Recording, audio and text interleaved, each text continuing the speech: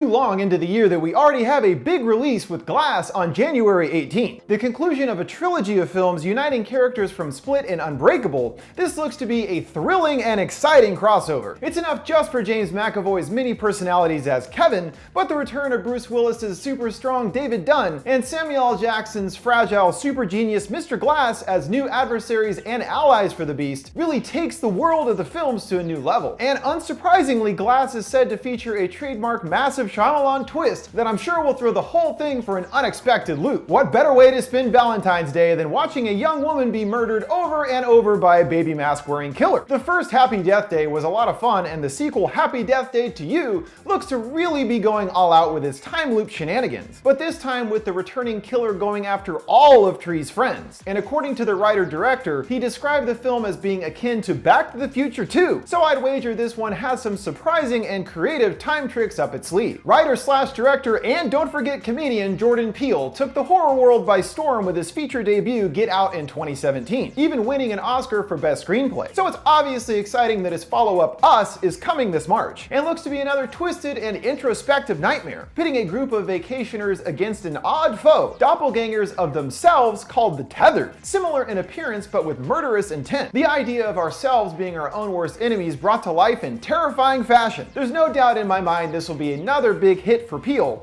who is quickly proving himself one of the most interesting and compelling directors around. Sometimes dead is better. Sorry, I had to. Yep, the Stephen King adaptations will continue for eternity, and this year brings us a redo of Pet Sematary, where a cursed burial ground brings back a family's deceased cat Church, but something about him seems different when he returns. While the 80s movie wasn't the best, it did have many memorable moments, though I'm more than interested to see a new take on the material. I'm more open-minded here too, as it's being directed by the team behind the excellent body horror flick Starry Eyes, and I'm really hoping they can bring some of that twisted energy to Pet Sematary, instead of merely being a modern redux. Based on Latin American folklore, La Llorona, or the Weeping Woman, is a vengeful spirit who lost her children, and in The Curse of La Llorona, the spirit turns her anger onto a social worker and her own children, drawing them into a frightening supernatural realm. While the teaser trailer did have some decent jump scares, and the Weeping Woman appearance was adequate, I wouldn't say this looks particularly inspired based on the footage. But I'm still optimistic, as it was due to WB's confidence in this film that director Michael Chavez was given the coveted job of directing The Conjuring 3.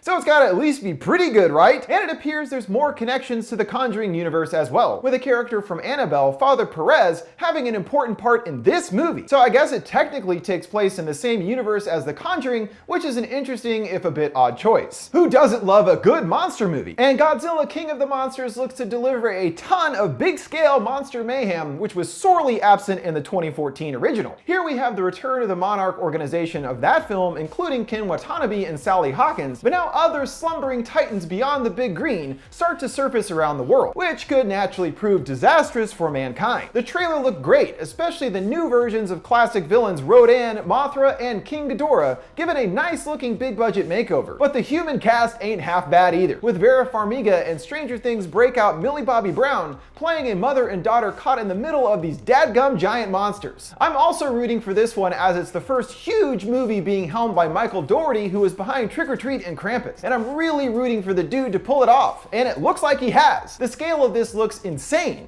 and I can't wait to see all these monster brawlers duking it out on the big screen this summer. If you've been waiting for those freakishly long-haired Japanese ghosts of the Grudge series to return, you're in luck, as this summer a new entry is coming in the series 10 years after The Grudge 3. Originally planned as a total reboot, the rumor is that this might instead be a sequel to the original trilogy, though at this point we have no idea as there is no trailer or footage to speak of. As the American series got worse with each entry, there is a pretty good chance this could be a major improvement, and at least features genre staples Lin Shaye from the Insidious films and John Cho amongst the cast. Perhaps this will be a worthy return for the long-suffering ghost of The Grudge. I'm not too sure how I feel about this reboot of the Child's Play series, because Chucky is alive and well in a series still going, headed by creator Don Mancini. It's hard to imagine a Child's Play movie happening without him being involved, though it seems like they're at least trying to update some key components. Our evil doll Chucky is no longer under the voodoo possession of a serial killer, but is instead a highly sophisticated AI toy that runs amok. Without any footage released yet, it's hard to pass judgment on this one at this point,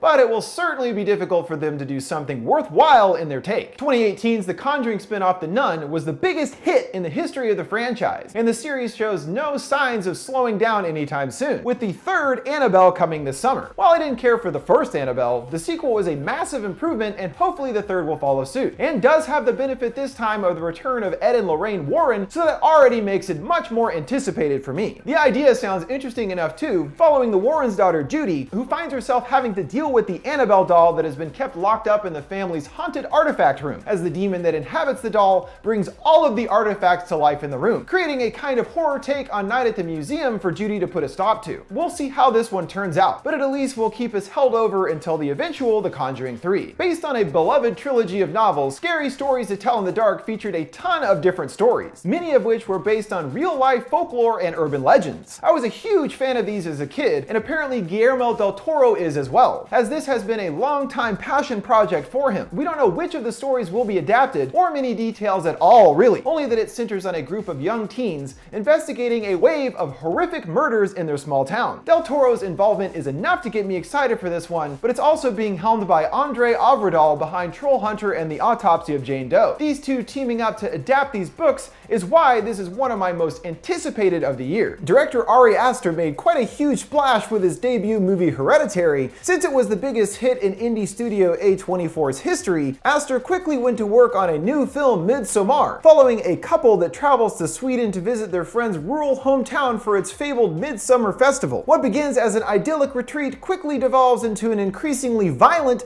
and bizarre competition at the hands of a pagan cult. Damn pagan Swedes, always ruining my vacations. Hereditary was an exceptionally assured debut, so if Midsommar can match those same artistic and terrifying heights, this one will be a can't miss. The modern reimagining of It last year was a box office smash, but as we know, it only told half of the complete story, which brings us to It Chapter 2, taking place 27 years after the first film, as the now distant Losers Club members find themselves drawn back to Derry, Maine after a tragic event, and have to band together to take down the demonic clown Pennywise once and for all. I was already excited to see this after how well done the first was, but the cast list of adult losers is stacked, with James McAvoy, Jessica Chastain, and Bill Hader leading the crew.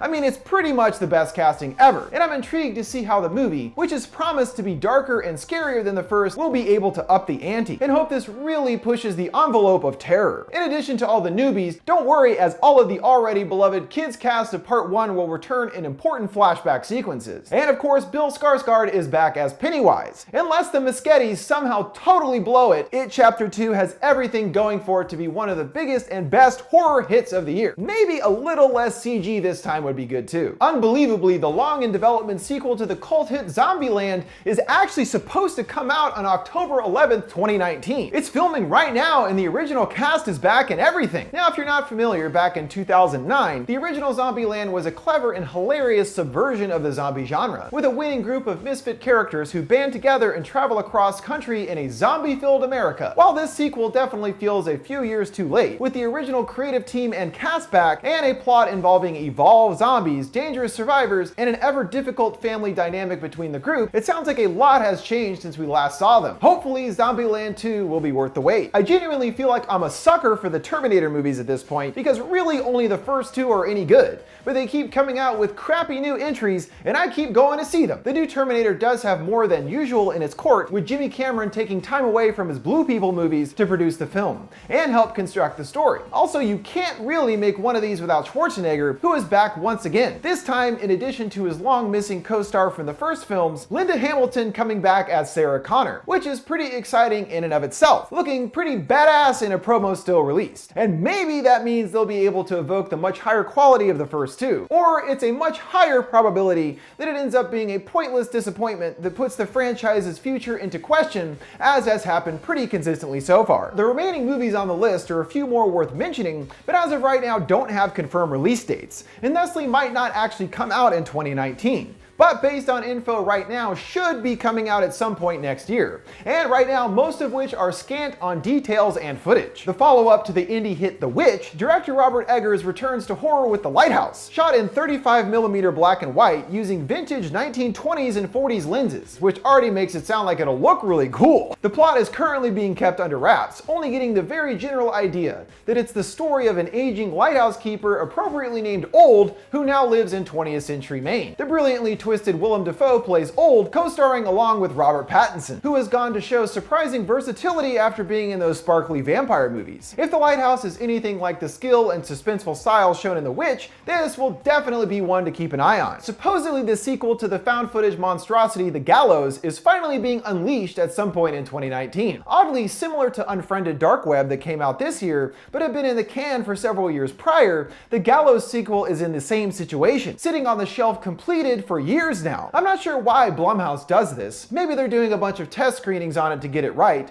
but from what I understand, it is coming in 2019. Guess we'll have to wait and see. I'm honestly baffled that there is a sequel to 2016's The Boy existing. Not just because the first film was mundane at best, but because the entire plot revolved around thinking that the doll Brahms was possessed, only to learn the thought dead boy was living in the walls of the house. So they can't really do the exact same kind of thing again, though I wouldn't be terribly surprised if that's what ends up happening. Especially as the plot sounds very similar, revolving around a family led by Katie Holmes moving into the Heelshire mansion of the first film, where presumably her son becomes friends with the doll. Yet the mansion was burned down at the end of the first movie, so maybe this is a prequel, because otherwise it already doesn't make a lot of sense. The New Mutants, Fox's horror-centric take on the Marvel comic book universe, was supposed to come out this year, but was delayed indefinitely to do reshoots apparently to play up the horror elements of the film. I was already interested from its original trailer. It has a great cast of mutants and some cool looking evocative horror imagery, so I was disappointed when it was delayed more than once. And with Disney taking over Fox, I wondered if New Mutants would simply disappear forever, but it still appears on track for release at some point this year, and here's hoping that it'll be worth all the extra wait. The 1898 novella The Turn of the Screw is one of the most influential ghost stories of all time, featuring a more grounded side of the supernatural rife with gothic horror. Produced by Steven Spielberg's Amblin Entertainment and starring It and Stranger Things' Finn Wolfhard along with Mackenzie Davis, the story has already been adapted several times, this time seemingly with a more modern, decidedly kid-friendly approach. Though since it comes from the writer of the Conjuring films, maybe the new version won't be too toned down, and at least be able to evoke the creepy atmosphere and fear of the unknown of the original. I know there's a ton of Rob Zombie fans out there that would be excited to hear about Three from Hell, which continues the chronicles of the trio of antagonists Captain Spaulding, Otis Driftwood, and Baby Firefly that began with House of a Thousand Corpses and on to The Devil's Rejects. It's still a bit surprising that this is a sequel considering the ending of that movie, but who knows? The new one is called Three from Hell after all. They could be resurrected as crazy killer demons or something. You never know with Rob Zombie. As of right now, there is absolutely nothing known about the plot,